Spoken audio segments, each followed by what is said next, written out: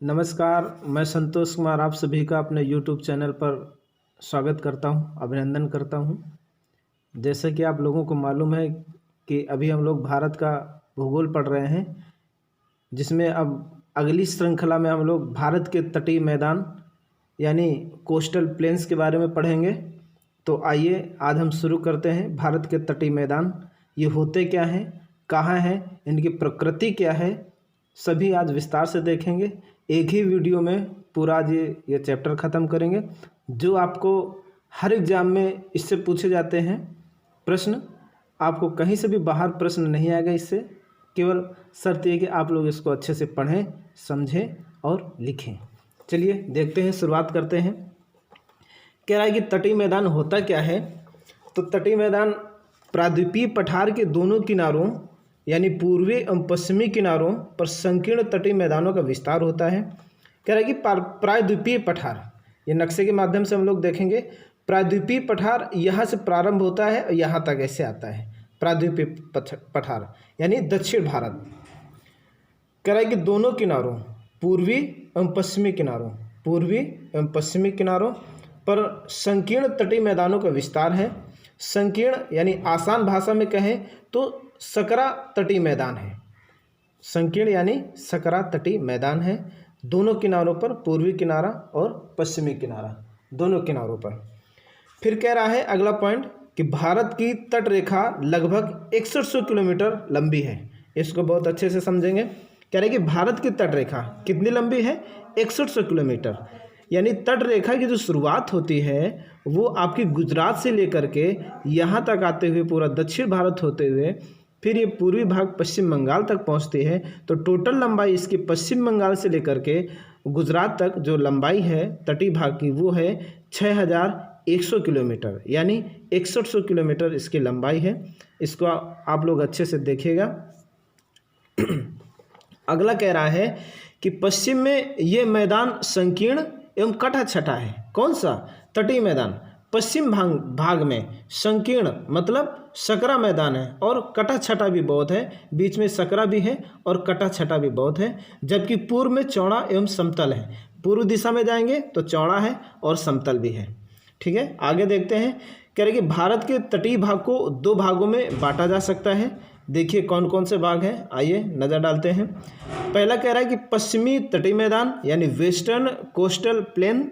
फिर दूसरा है पूर्वी तटीय मैदान, ईस्टर्न कोस्टल प्लेन। अब इनके बारे में हम लोग थोड़ा सा विस्तार में पढ़ेंगे, देखते हैं। पहला है पश्चिमी तटीय मैदान यानी वेस्टर्न कोस्टल प्लेन। इसके बारे में देखें। कह रहे कि पश्चिमी तटीय मैदान पश्चिमी घाट तथा अरब सागर के मध्य स्थित एक संकीर्ण मैदान है। यानी जो पश्चिमी तटीय मैदान है, कह रहा है कि पश्चिमी घाट, ये आपका पश्चिमी घाट हो गया। तटीय मैदान, ये तटीय मैदान हो गया किनारे, ये पश्चिमी घाट हो गया अरब सागर की तरफ। कह रहा है कि संकीर्ण मैदान है, इन दोनों के बीच में संकीर्ण मैदान है। कौन? पश्चिमी तटीय मैदान। फिर कह रहा है कि इसका विस्तार उत्तर में कच्छ के तट से गुजरात से लेकर के दक्षिण में कन्याकुमारी तक अरब सागर के साथ साथ विस्तार है। यानी पूछता है पेपर में कि जो पश्चिमी तटीय मैदान है इसका विस्तार कहाँ से कहाँ तक है। तो हम लोग गुजरात से लेकर के दक्षिण में कन्याकुमारी तक इसको बताएंगे। गुजरात से लेकर के कन्याकुमारी तक पश्चिमी तटीय मैदान का विस्तार है अरब सागर के साथ साथ। ये आपका अरब सागर पड़ता है, ये गुजरात, ये कन्याकुमारी, ऐसे ऐसे इसका विस्तार है।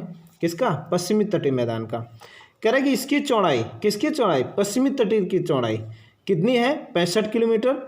पश्चिम से पूर्व में 10 से 80 किलोमीटर इसकी चौड़ाई है, लंबाई है। यानी इसकी चौड़ाई 65 किलोमीटर और पश्चिम से पूर्व तक 10 से 80 किलोमीटर।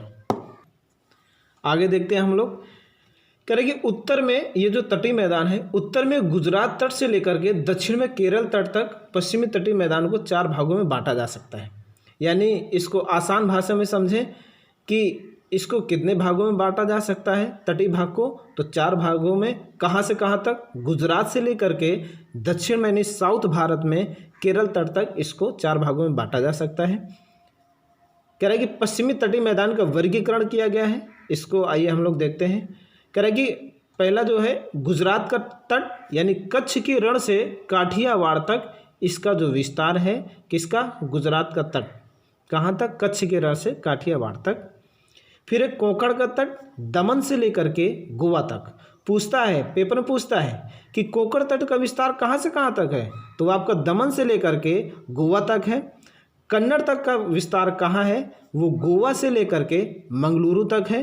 ये आपको सभी मालूम होना चाहिए कि दमन कहाँ है, गोवा के बारे में मालूम होना चाहिए। मुख्यमंत्री, राजधानी, जनसंख्या क्या है, सेक्स रेशियो क्या है, ये सभी आपको जानकारी होना चाहिए। अगर आप विद्यार्थी हैं तो आपको हर चीज़ पढ़ना है, कोई चीज़ नहीं छोड़ना है, क्योंकि अधूरा ज्ञान आपका खतरनाक भी हो सकता है। पूरा ज्ञान लीजिए, कोई भी चीज़ हो। कह रहा है कि मालाबार तट मंगलुरु से लेकर के कन्याकुमारी यानी तमिलनाडु तक फैलता है। तो इसको हम लोग आसानी से याद भी कर सकते हैं। गुजरात का तट कच्छ के रण से काठियावाड़ तक, कोंकण तट दमन से लेकर के गोवा तक, कन्नड़ तट गोवा से लेकर के मंगलुरु तक, मालाबार तट मंगलुरु से लेकर के कन्याकुमारी तक। इसको आपको याद करना है, ये तट कहाँ से कहाँ पड़ता है। यानी जैसे पूछता है कि बताइए मालाबार तट कहाँ से कहाँ तक है, तो मंगलुरु से लेकर के कन्याकुमारी तक है। मैं आशा करता हूँ कि आप लोगों को समझ में आ रहा होगा और अच्छे से वीडियो देखते रहिए, बिल्कुल समझ में आएगा। एक नहीं, 2 बार देखिए, 3 बार देखिए, बिल्कुल आने वाला है वीडियो। फिर अगला है, पढ़ते हैं दूसरा नंबर। कह रहा है कि पूर्वी तटीय मैदान यानी ईस्टर्न कोस्टल प्लेन, ये क्या होता है, इसके बारे में हम लोग समझेंगे, बहुत अच्छे से इसको समझेंगे। देखते हैं, कह रहा है कि पूर्वी घाट एवं पूर्वी तट के बीच पूर्वी तटीय मैदान है।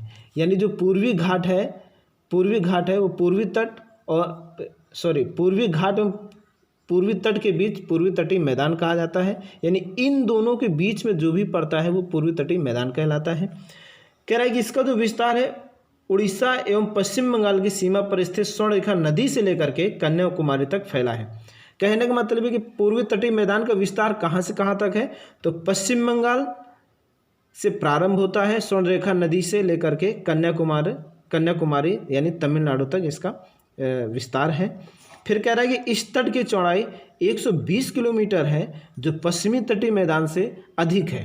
पेपर में पूछा जाने वाला अत्यधिक प्रश्न कि किस तट की चौड़ाई सर्वाधिक है, तो पूर्वी तटीय मैदान की सर्वाधिक चौड़ाई है 120 किलोमीटर, जो कि पश्चिमी तटीय मैदान से अधिक है।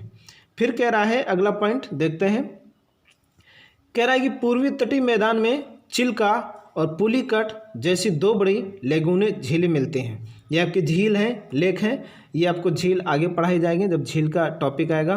कोई भी क्वेश्चन नहीं छोड़ा जाएगा, बस आप लोग ईमानदारी से पढ़ते रहिए, रोज़ वीडियो देखिए, 1 नहीं 2 नहीं 3 बार देखिए, बिल्कुल समझ में आने वाला है आपको। नोट्स भी बनाते रहिए, नोट्स बनाओगे, वीडियो देखोगे, कहीं आपको ज़रूरत नहीं है, कोई बुक लेने की ज़रूरत नहीं है। इसी प्लेटफार्म पर आपको सभी सुविधाएं उपलब्ध होंगी जो कि आसानी से आपको आने वाली हैं।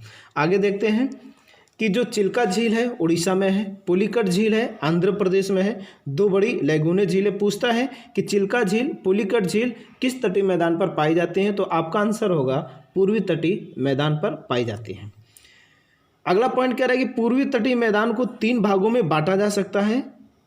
पूर्वी तटीय मैदान को 3 भागों में बांटा जा सकता है, अभी उसको पढ़ेंगे।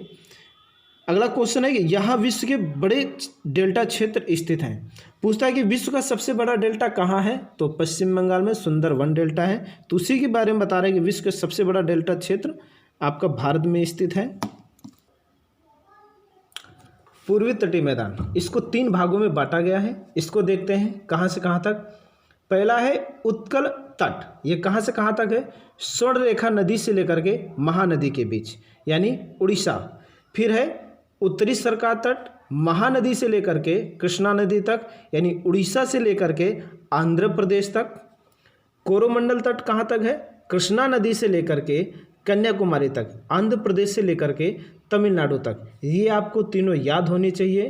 पेपर में बहुत ही ज़्यादा प्रश्न पूछे जाते हैं यहीं से कि कोरोमंडल तट का विस्तार कहाँ से कहाँ तक है, तो आपका आंसर होना चाहिए कृष्णा नदी से लेकर के कन्याकुमारी तक यानी आंध्र प्रदेश से लेकर के तमिलनाडु तक। उत्तरी सरकार तट महानदी से लेकर के कृष्णा नदी तक यानी उड़ीसा से लेकर के आंध्र प्रदेश तक। उत्कल तट स्वर्णरेखा नदी से लेकर के महानदी के बीच में। आइए हम लोग इसको पूर्वी तटीय मैदान को फिगर के माध्यम से समझने का प्रयास करेंगे। पहले देखते हैं पश्चिमी तटीय मैदान के बारे में, शायद इससे और आपको अच्छे से समझ में आ जाएगा। कह रहा है कि जो पश्चिमी तटीय मैदान है, पश्चिमी तटीय मैदान है, इसका जो चौड़ाई है वो 65 किलोमीटर है, इसकी जो औसत चौड़ाई है। ठीक है, ये कहाँ है? अरब सागर में है। भारत की तटरेखा की लंबाई, पहला क्वेश्चन, भारत की तटरेखा की लंबाई 6100 किलोमीटर है। तटरेखा आपको गुजरात से शुरू होता है और यहाँ तक आते हुए पश्चिम बंगाल, यानी गुजरात से लेकर के, देखते जाइएगा आप लोग, ध्यान देना, यहाँ पर ध्यान देने की ज़रूरत है। गुजरात से लेकर के ये होते हुए, इन राज्यों से होते हुए पश्चिम बंगाल तक जो भारतीय तटरेखा की लंबाई है वो 6100 किलोमीटर यानी 6100 किलोमीटर भारतीय तटरेखा की लंबाई है।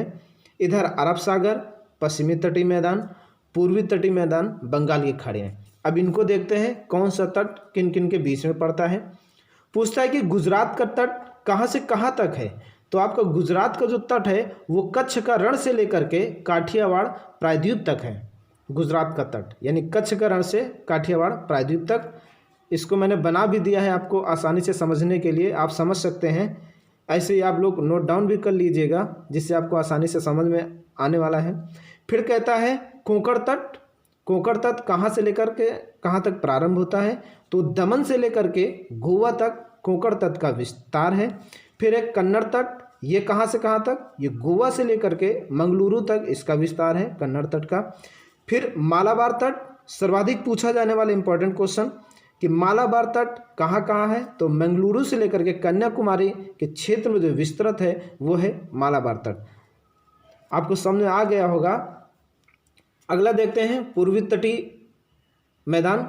कह रहे कि उत्कल तट, ये कहाँ से कहाँ तक है? ये पश्चिम बंगाल से लेकर के उड़ीसा तक उत्कल तट का मैदान कहलाता है। फिर कह रहा है कि उत्तरी सरकार तट कहाँ से कहाँ तक है? वो उड़ीसा से लेकर के आंध्र प्रदेश तक वो उत्तरी सरकार तट का मैदान कहलाता है।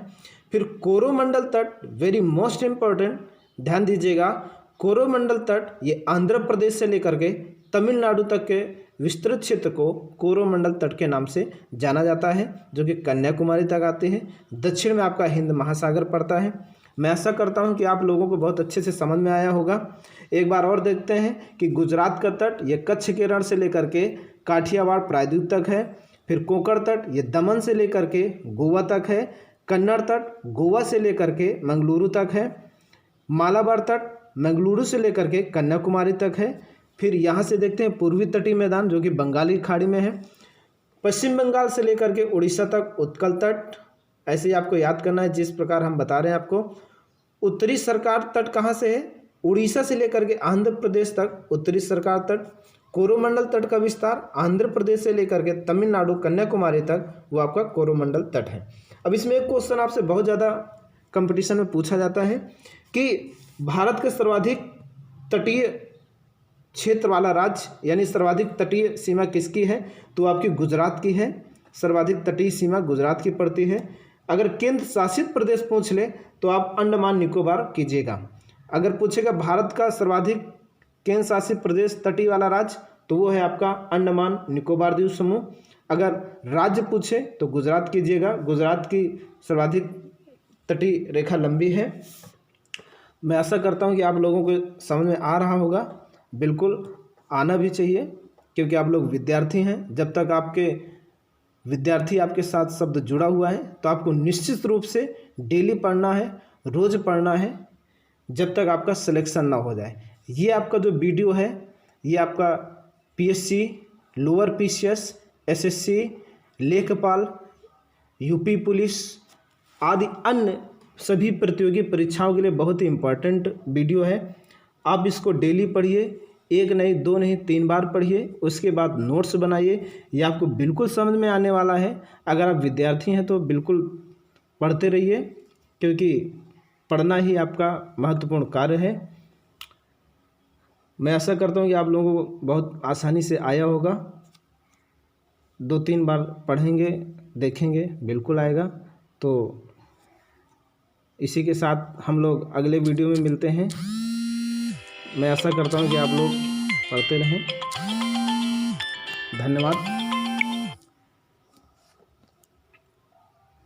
ऐसे वीडियो को देखने के लिए हमारे चैनल को लाइक एवं सब्सक्राइब करें। धन्यवाद।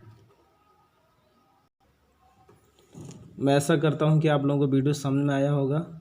इसी के साथ आज का वीडियो समाप्त करते हैं। आप लोग स्वस्थ रहें, सुरक्षित रहें, पढ़ते रहें, अपना ख्याल रखें। जय हिंद, जय भारत। धन्यवाद।